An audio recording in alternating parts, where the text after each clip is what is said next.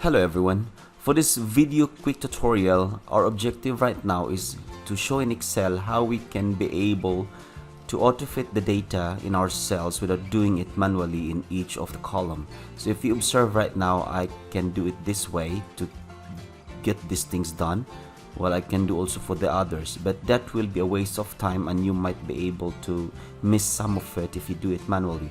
So the best way for that one is to select them all. Either you can Control A in your keyboard to select them all, do it like this way, Control A, and then you can simply double click from this here. This is between any of the columns you have, like E and F, double click, and that will give you everything you need to have in here. So let me repeat that one. It was like this. First, Control A to select them all and click between any of the columns you'd like to, any one you choose, any of it, double click, and that will essentially auto fit them all. Another way of doing it other than Control A is to select this area here.